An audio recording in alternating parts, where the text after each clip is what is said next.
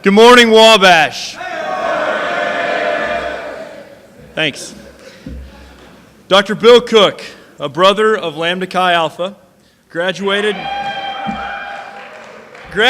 from Wabash in 1966. He received his PhD from Cornell University in 1971. Dr. Cook currently is the Distinguished Teaching Professor at the State University of New York at Geneseo. He is also a world-renowned scholar on St. Francis of Assisi with a chapel talk titled, Remembering Well and Forgetting Well, Dr. Bill Cook.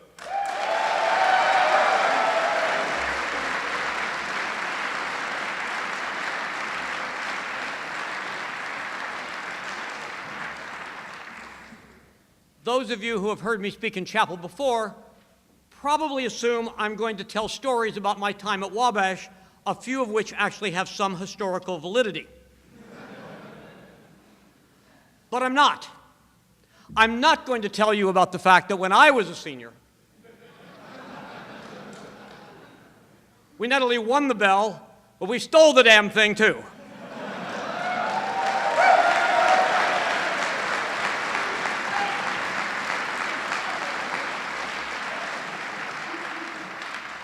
That's something worth remembering. And I'm not going to tell you about the time as a freshman I made the naive mistake of studying what we discussed in class rather than what was on the syllabus and receiving from a rookie professor named John Fisher the grade of F+. As he later conceded to me, that was really not a grade, Cook, it was an insult.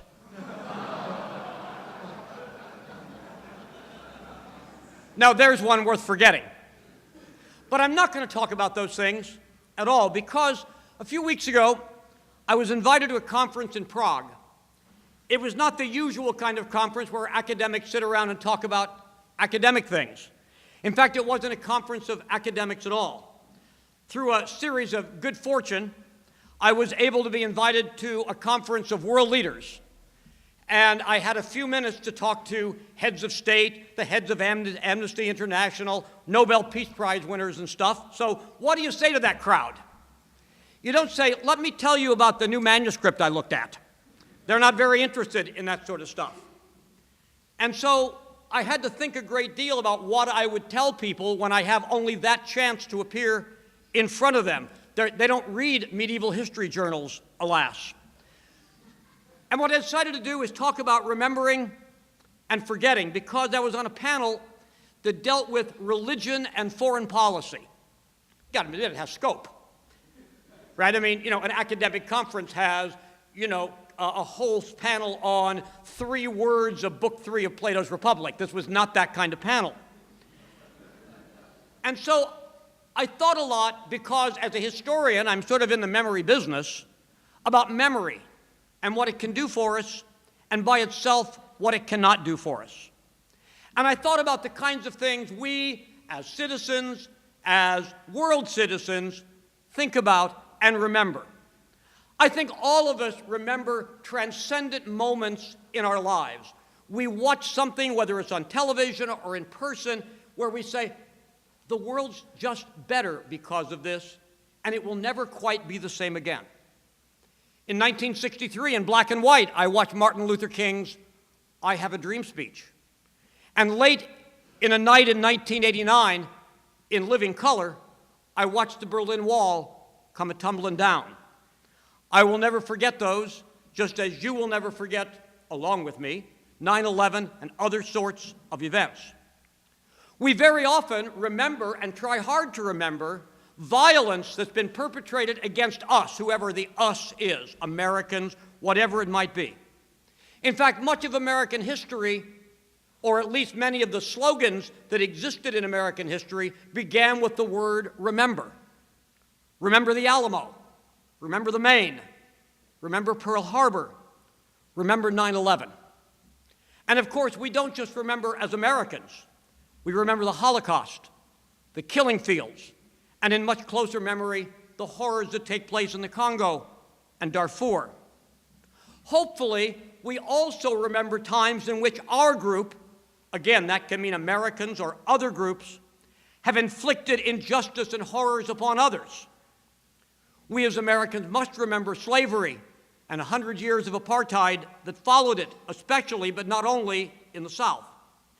We need to remember the dropping of the atomic bombs on Hiroshima and Nagasaki. And here at Wabash, and I can speak from personal experience, we need to remember that when I was in school, only one fraternity would allow people of color to join, and several national fraternities that are here had white clauses, where only white men were welcomed into those bonds of brotherhood, as if only white people could be brothers with white people. Those things, by the way, are harder to remember because sometimes we want to forget them, but I think we recognize that we do indeed need to remember. But remembering and remembering well are not the same thing. And let me suggest that one way to go about thinking about memory and about forgetting might be not to look on so large a scale as the world or our nation or even our college, but to look upon us as individuals.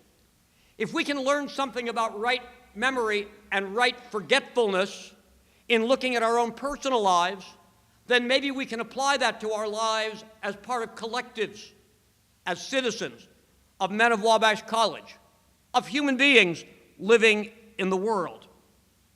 So let me focus for a while on the individual. In the 1950s and 60s, those days of black and white television, one of the stock characters, especially on drama programs, was the person who was clunked over the head and received amnesia. People couldn't remember anything. Relatives walked into the hospital room, they've always got their bandage on their head, and they don't know who they are.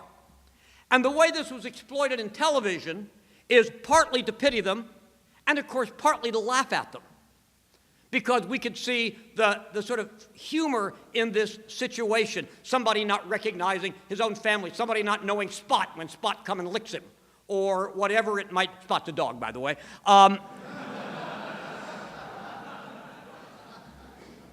Thought I'd better clarify that. Every dog was named Spot when I was a kid. I'm sorry, I thought that was still a dog's name. Probably now Fido, P-H-Y-D-A-U-X, but anyway. So I want to look at individuals and memory and forgetting to see what we might learn. And I want to do it in a very personal way. In 1983, I adopted my second son. He was 15, and he came from the Bronx. And his name was, and still is actually, Gualberto. And I want to tell you about two incidents that happened when Gualberto was 15. One involved an injustice he did to me, and one involved an injustice I did to him. First of all, one day, he stormed out of the house, turned around, he had his boombox with him, this dates everything, right? He took out the D flashlight batteries and threw them at me as hard as he could. And he was pretty close, and it was dangerous. And I was scared, and I was angry. In another incident that happened not too long after that, we were having some sort of disagreement, and I said to him in a peak of anger, well, you've just been adopted, maybe you want to go get yourself unadopted. As soon as I said it, I knew that was a horrible thing to say. I didn't mean it, I knew it was hurtful, and I knew that I couldn't ever take it back. There will never be a moment in time when I will have not said those words to him. How do you deal with those sorts of injustices, those you perpetrate, and those are perpetrated upon you? Well, first of all, we must remember them. In a very practical way, it's important I remember my son could and might hurt me. That's a very important thing to remember. I'd actually read a novel about that time, about a man who adopted a teenage son, who later on came back into his house and killed him. And that sort of made me a little bit worried. I have this son who could wield a hell of a D battery. That was scary. I also had to remember what I said to him, because I had to remember that I was capable of doing that, and I could be capable of doing that kind of hurtful thing again. To forget either one of those incidents would be wrong. But the problem is that simply remembering them, isn't in itself a good. If I remember those D batteries flying by my head, thank God he didn't have good aim, I might live in such fear of my son that I'd be unable to discipline him or even to correct him because I might think he might do it again. If I remember that event of saying those hurtful things to my son, I might be so racked with guilt that I would let him simply do whatever he pleases. So remembering is not enough. One needs to remember rightly. In an absolute sense, that's impossible. But we ought to decide what it means to remember rightly. I would argue, and perhaps this is the historian in me, that it's important to remember as many details as accurately and carefully as possible. And to look not just at the details that sort of favor my position, would explain my words, or would condemn his actions, but all the events that took place. We also must try to remember contextually. After all, that flinging of those batteries wasn't an isolated incident, things had happened before. The kind of relationship we had developed in certain ways. And we all know that if we don't think about events contextually, we're likely radically to misunderstand them. Similarly, what is it he had said to me that led me to say those hateful words? I had to think a great deal about not just remembering, but remembering rightly. But even if I remember those incidents rightly, that's not enough. I think we also, in some ways, need to forget them. We cannot will to forget that I will not remember something. That doesn't work. But we need to forget in the way that our God, the God of Abraham and Isaac and Jacob, in Hebrew Scripture, calls people to forget. God says through Isaiah chapter 43, "Do not remember former things or consider the things of old." Then God says, "I am about to do a new thing. Now it springs forth. Do you not perceive it?" So that I think the suggestion is, in order to perceive newness, something we all need, we talk about renewal, making new again, we need in a certain way to forget. In fact, in Jeremiah, God tells us that even God will forget. God says, "I will forgive their iniquity and remember their sin no more." How can we act like God? Now, of course, in some ways, this God who is all-powerful and outside of space and time doesn't forget in the same way 66-year-old guys forget. Like last night, I kept looking for my coat when it was hanging over my right arm. We don't decide to forget, but we must forget in certain ways because we must open up the possibility of forgiveness and for reconciliation, something new or something good that is renewed. And how can we do that without in some way forgetting? I think about one of the most beautiful events I've ever seen.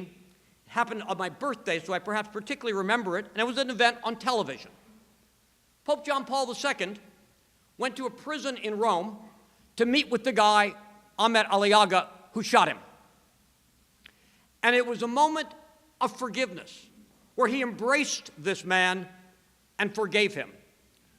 This is a bullet that, although obviously did not kill the Pope, he lived more than 20 more years, clearly caused the beginning of certain kinds of physical problems that were to haunt him for most of his pontificate. He was barely 60 years old at the time he was shot. How do you hug the guy that put a bullet in you if you can't in some way forget? Forget that terror, forget that pain, forget that suffering, forget that anguish, forget that anger that is just simply a part of being human. Let me return to my son Gualberto.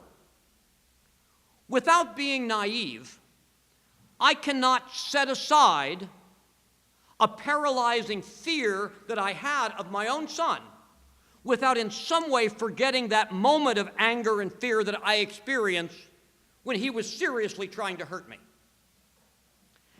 And I cannot neglect my mistakes and my tendencies that are less than good, but I have to in some way forget those hateful words that I spoke so that I'm not enslaved by them. Ultimately, some sorts of forgetting are liberating, while other forms are careless. Let's take this back now and apply it in a bigger world, to us as Wabash men, as Americans, as Christians, as humans, whatever our different collective identities are. We certainly, thanks to our government, our media, and to some extent our schools, remember many things. We especially remember things done to us that were wrong and harmful. I was born during World War II, and therefore, as a child in school, we sang World War II songs. And one of them had the verse, "And we promise that we'll remember the 7th of December." We lay wreaths and have public holidays of remembrance. And all of this is good. Just as we, 2 months ago, memorialized 9/11, and will do so more next year on the 10th anniversary. But it is not the same as remembering rightly. Because what we tend to do is simply look at a story, an event, from the perspective of our group. Those guys did X to us. And of course, that's true, but it's partially true. It's very hard to look at all sides of these stories.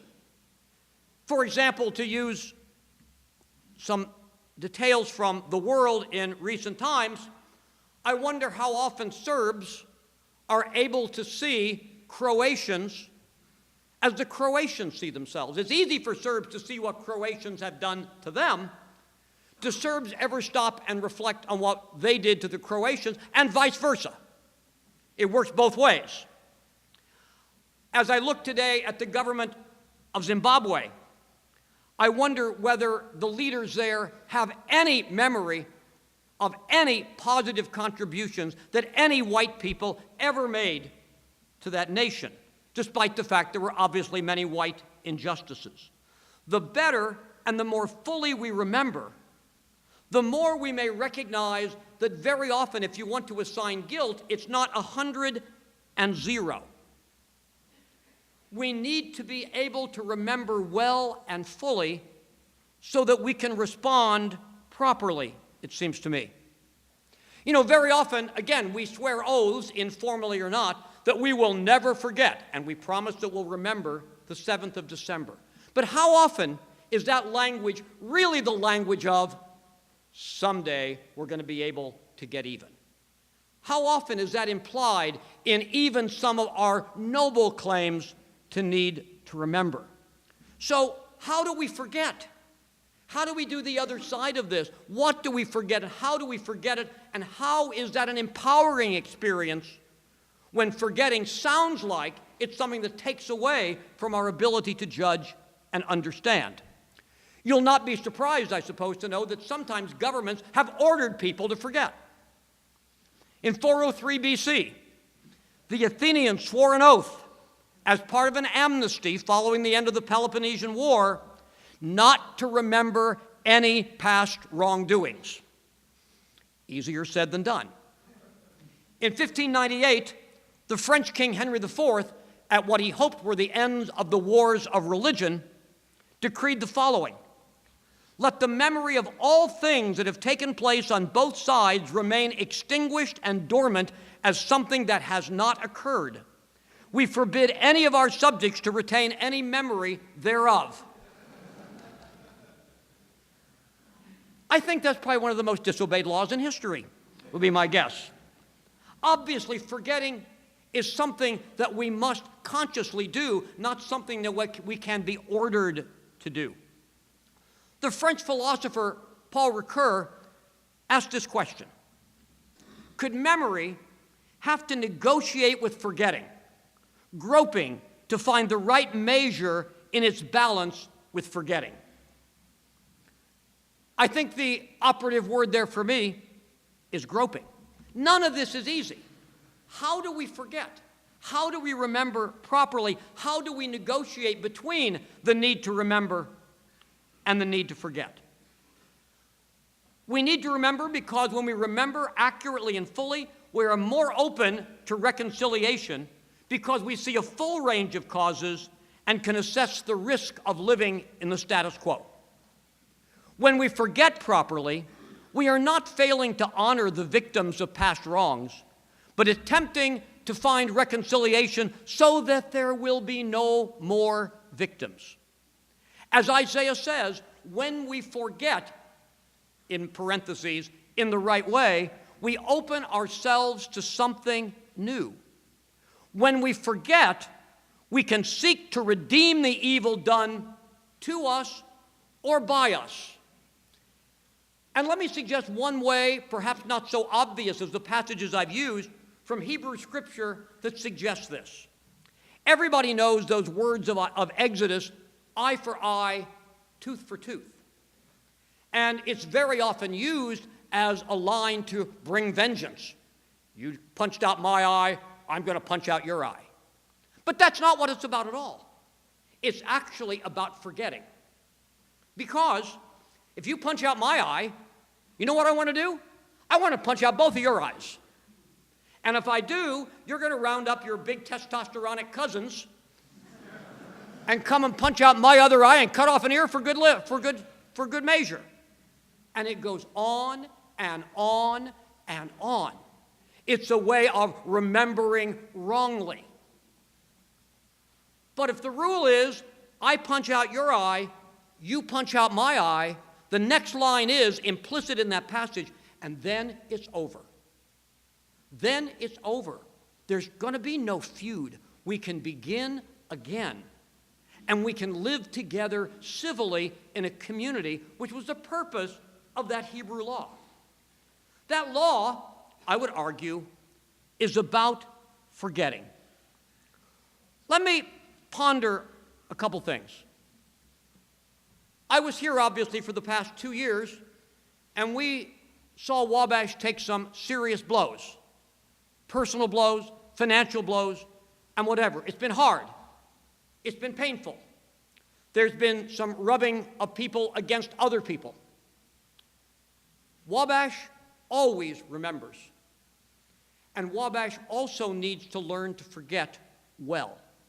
When forgetting leads to the results of reconciliation, unity, and the ability to perceive something new.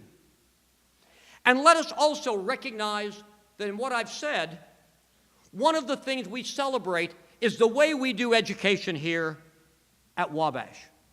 Because with the education in the liberal arts, we're given the knowledge and the tools to remember properly and fully, and hopefully the wisdom to forget when we must. Thank you, gentlemen.